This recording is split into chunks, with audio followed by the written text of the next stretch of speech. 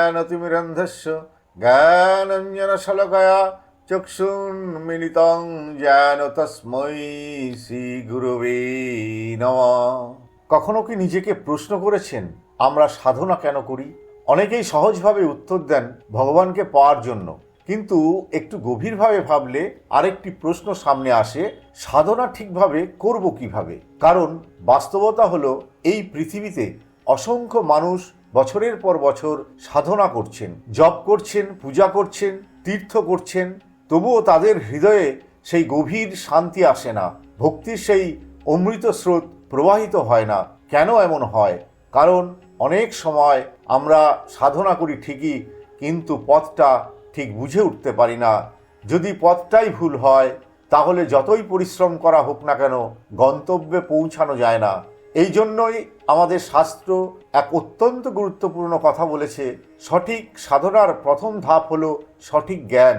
জ্ঞান ছাড়া সাধনা অনেক সময় হয়ে যায় শুধু অভ্যাস, শুধু আচার, কিন্তু হৃদয়ের পরিবর্তন তখন ঘটে না। তাই আজ আমরা জানব কেন সাধনার আগে জ্ঞান প্রয়োজন, মানুষের বুদ্ধির সীমাবদ্ধতা কোথায়, এবং সেই চিরন্তন আধ্যাত্মিক জ্ঞান আমরা আসলে কোথা থেকে লাভ করতে পারি। চলুন ধীরে ধীরে এই গভীর বিষয়টি বুঝতে চেষ্টা করি। আমরা প্রায়ই শুনি সাধনা করো, জপ করো, ভগবানের নাম স্মরণ করো, কিন্তু খুব কম মানুষই গভীরভাবে ভাবেন সাধনার প্রকৃত লক্ষ্য আসলে কি। শুধু পূজা করা, মন্দিরে যাওয়া বা কিছু ধর্মীয় আচার পালন করাই কি সাধনা? শাস্ত্র বলছে না, সাধনার প্রকৃত লক্ষ্য তার চেয়েও অনেক গভীর। সাধনার চূড়ান্ত উদ্দেশ্য হল ভগবানের প্রতি বিশুদ্ধ প্রেম জাগ্রত করা। এই প্রেম কোনো সাধারণ অনুভূতি নয়, এটি এমন এক আধ্যাত্মিক অনুভব যেখানে মানুষের হৃদয় সম্পূর্ণভাবে ঈশ্বরের দিকে আকৃষ্ট হয়ে যায়। যখন সেই প্রেম জাগে তখন মানুষ আর শুধু নিজের সুখের জন্য বাঁচে না, তার জীবন হয়ে ওঠে ভক্তি, করুণা এবং আত্মসমর্পণের এক পবিত্র পথ। কিন্তু একটি প্রশ্ন এখানে স্বাভাবিকভাবেই আসে, এই প্রেম আমরা কিভাবে অর্জন করব? কারণ কোনো লক্ষ্য অর্জন করতে হলে প্রথমে সেই লক্ষ্য সম্পর্কে পরিষ্কার ধারণা থাকতে হবে। ধরুন কোনো ছাত্র যদি চিকিৎসক হতে চায় তাহলে তাকে প্রথমে চিকিৎসা বিজ্ঞানের জ্ঞান অর্জন করতে হবে। কোনো ব্যবসায়ী যদি সফল হতে চান তাহলে তাকে ব্যবসার নিয়ম, বাজারের প্রবণতা এবং পরিকল্পনা বুঝতে হবে। ঠিক তেমনই যদি আমরা ভগবানের প্রেম লাভ করতে চাই তাহলে আমাদের জানতে হবে ভগবান কে, জীবনের প্রকৃত স্বরূপ কি, এবং এই জগতে আমাদের অবস্থান কোথায়। এই জ্ঞান ছাড়া সাধনা অনেক সময় হয়ে যায় শুধু বাহ্যিক আচার, কিন্তু যখন সাধনার সঙ্গে যুক্ত হয় সঠিক তত্ত্ব ও সঠিক উপলব্ধি, তখন সেই সাধনাই ধীরে ধীরে মানুষের হৃদয়কে পরিবর্তন করে দেয়। আর সেই পরিবর্তনের মধ্য দিয়েই একদিন মানুষের জীবনে জাগ্রত হয় ভগবানের প্রতি সত্যিকারের প্রেম। জীবনের প্রতিটি ক্ষেত্রেই একটি অটল নিয়ম আছে, প্রথমে তত্ত্ব, তারপর প্রয়োগ। যদি ভিত শক্ত না হয় তাহলে তার উপর দাঁড়িয়ে কোনো বড় কিছু তৈরি করা যায় না। একটি ঘর নির্মাণের কথা ভাবুন, ঘরের ছাদ যত সুন্দরই হোক, দেয়াল যত মজবুতই হোক, যদি ভিতটা দুর্বল হয় তাহলে একদিন না একদিন সেই ঘর ভেঙে পড়বেই। ঠিক তেমনই সাধনার ক্ষেত্রেও ভিত হলো জ্ঞান। জ্ঞান ছাড়া সাধনা অনেক সময় হয়ে যায় বিক্ষিপ্ত, এলোমেলো এবং অস্থির। আজ পৃথিবীতে হাজার হাজার মানুষ নতুন নতুন উদ্যোগ শুরু করেন, নতুন ব্যবসা, নতুন পরিকল্পনা, নতুন স্বপ্ন, কিন্তু পরিসংখ্যান বলছে অনেক ক্ষেত্রেই এই উদ্যোগগুলোর বেশিরভাগই কিছুদিনের মধ্যেই ব্যর্থ হয়ে যায়। কেন এমন হয়? কারণ যারা শুরু করেন তাদের অধিকাংশই সফল হতে চান, পরিশ্রমও করেন, কিন্তু অনেক সময় তারা প্রয়োজনীয় জ্ঞান, অভিজ্ঞতা এবং সূক্ষ্ম বিষয়গুলো সঠিকভাবে বোঝেন না। আর সেই ছোট ছোট ভুলগুলোই একসময় বড় ব্যর্থতার কারণ হয়ে দাঁড়ায়। এই কারণেই পৃথিবীর প্রায় সব সমাজেই মানুষ তার সন্তানদের দীর্ঘদিন পড়াশোনা করায়, 20 থেকে 25 বছর, কখনো কখনো 30 বছর পর্যন্ত। কারণ সবাই জানে শিক্ষা হলো জীবনের ভিত। যে ব্যক্তি সঠিক জ্ঞান অর্জন করে তার সামনে পথ অনেক পরিষ্কার হয়ে যায়। শাস্ত্র তাই এক অসাধারণ কথা বলেছে, যদি সত্য জ্ঞান অর্জনের জন্য মানুষকে কষ্ট করতে হয় অথবা বিনয়ের সঙ্গে অন্যের কাছ থেকে শিখতে হয়, তবুও সেই প্রচেষ্টা মূল্যবান। কারণ অজ্ঞতার মধ্যে জীবন কাটানোর চেয়ে জ্ঞান অর্জনের জন্য বিনয়ী হওয়া অনেক শ্রেয়। আর এই কারণেই শ্রীকৃষ্ণ ভগবদ্গীতায় বলেছেন, এই জগতে সত্য জ্ঞানের মতো মূল্যবান আর কিছু নেই। সুতরাং যদি আমরা সত্যিই সঠিকভাবে সাধনা করতে চাই, তাহলে প্রথমেই প্রয়োজন গভীর ও সঠিক আধ্যাত্মিক জ্ঞান। এখন প্রশ্ন আসে, আমরা জ্ঞান লাভ করি কিভাবে? এই জগৎ সম্পর্কে যা কিছু আমরা জানি তা মূলত তিনটি উপায়ের মাধ্যমে। প্রথমটি হলো ইন্দ্রিয়, দ্বিতীয়টি হলো মন, আর তৃতীয়টি হলো বুদ্ধি। একটি ছোট উদাহরণ দিয়ে বিষয়টি বোঝা যাক। ধরুন আপনার সামনে একটি বস্তু রাখা আছে, আপনি চোখ দিয়ে তাকালেন এবং বললেন এটা একটি মোবাইল ফোন। কিন্তু আপনি কিভাবে বুঝলেন এটি মোবাইল ফোন? প্রথমে আপনার চোখ সেটিকে দেখল, তারপর আপনার মন ভাবতে শুরু করলো, আমি আগে এমন বস্তু দেখেছি, এটা নিশ্চয়ই একটি মোবাইল ফোন। তারপর আপনার বুদ্ধি সিদ্ধান্ত নিল, হ্যাঁ এটা মোবাইল ফোনই। এইভাবে ইন্দ্রিয়, মন এবং বুদ্ধি এই তিনটি একসঙ্গে কাজ করে, আমাদের জ্ঞান লাভে সাহায্য করে। আমরা পৃথিবীর প্রায় সব বিষয়ই এই তিনটি মাধ্যম ব্যবহার করেই শিখি। কিন্তু আধ্যাত্মিক জ্ঞানের ক্ষেত্রে শাস্ত্র একটি গুরুত্বপূর্ণ সতর্কতা দিয়েছে। শাস্ত্র বলছে এই তিনটি উপায় আমাদের অনেক কিছু শেখাতে পারে ঠিকই, কিন্তু চরম সত্য বা পরম সত্য শুধু এদের মাধ্যমে সম্পূর্ণভাবে জানা সম্ভব নয়। কারণ আমাদের ইন্দ্রিয় সীমিত, আমাদের মন অস্থির, আর আমাদের বুদ্ধি অনেক সময় বিভ্রান্ত হয়ে যায়। এই কারণেই মানুষ অনেক সময় নিজেকে খুব বুদ্ধিমান মনে করলেও পরম সত্যের গভীর রহস্য বুঝতে গিয়ে হতাশ হয়ে পড়ে। তাই শাস্ত্র আমাদের মনে করিয়ে দেয়, মানুষের জ্ঞানের এই সীমাবদ্ধতা বোঝা আধ্যাত্মিক পথের একটি অত্যন্ত গুরুত্বপূর্ণ ধাপ।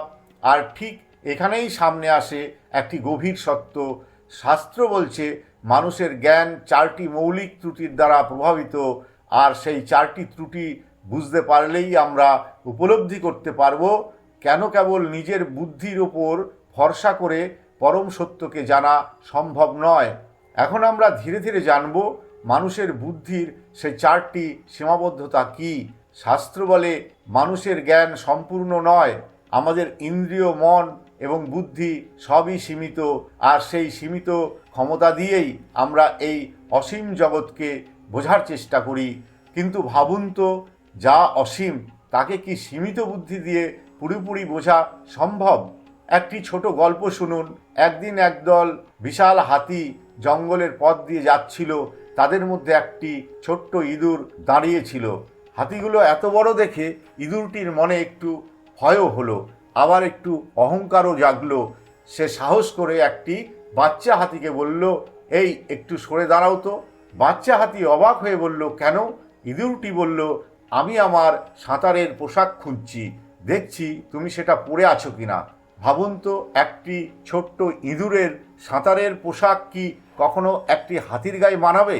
অসম্ভব। ঠিক তেমনি এই অসীম ব্রহ্মাণ্ডের সত্য, এই অনন্ত পরমাত্মার মহিমা, তা আমাদের ছোট্ট সীমিত বুদ্ধির মধ্যে সম্পূর্ণভাবে ধরা পড়বে, এটা আশা করাটাই অনেক সময় অবাস্তব। অনেকেরই জ্ঞান নেই। অনেকেই জানেন সেই কুয়োর ব্যাঙের গল্প।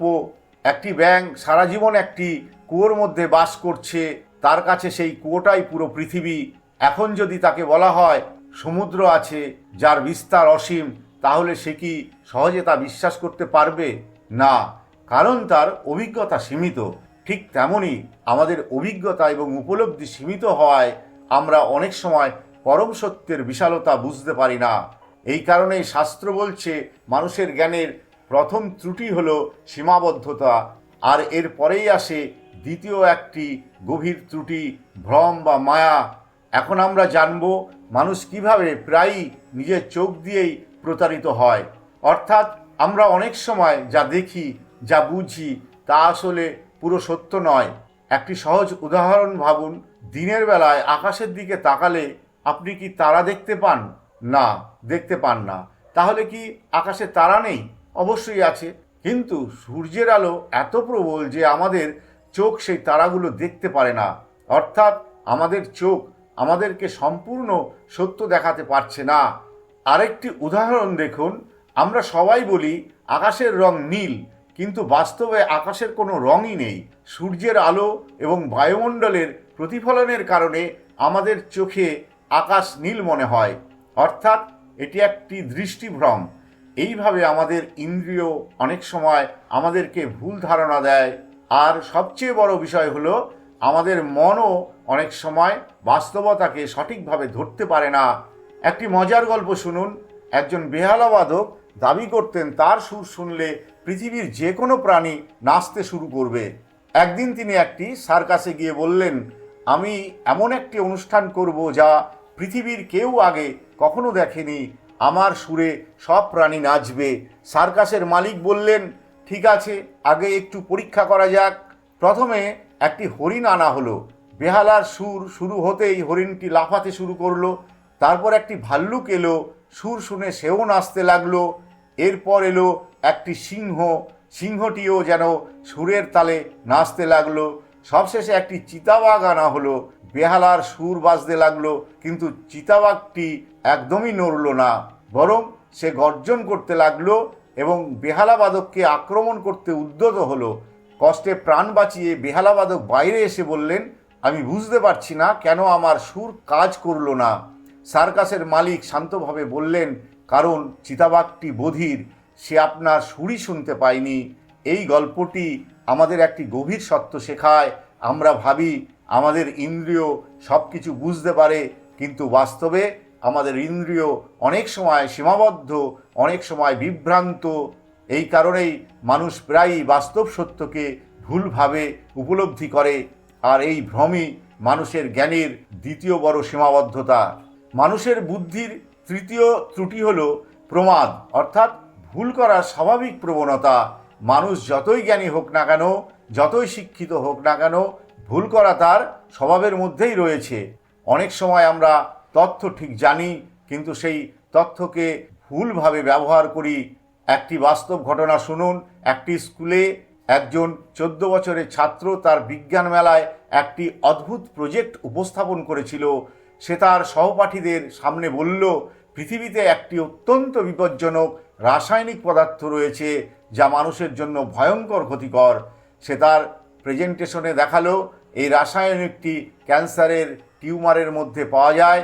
নিউক্লিয়ার পাওয়ার প্ল্যান্টেও এটি ব্যবহার করা হয়।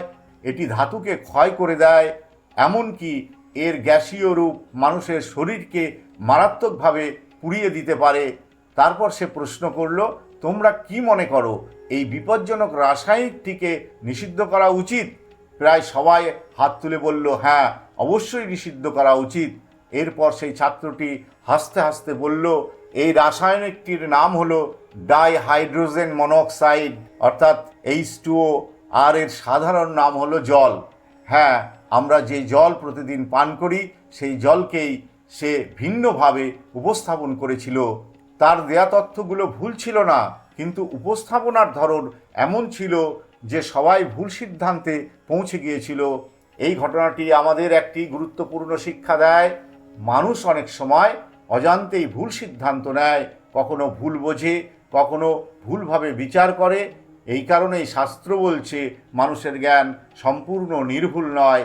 মানুষের বুদ্ধির চতুর্থ ত্রুটি হল বিপ্রলিপ্সা, অর্থাৎ প্রতারণা করার প্রবণতা।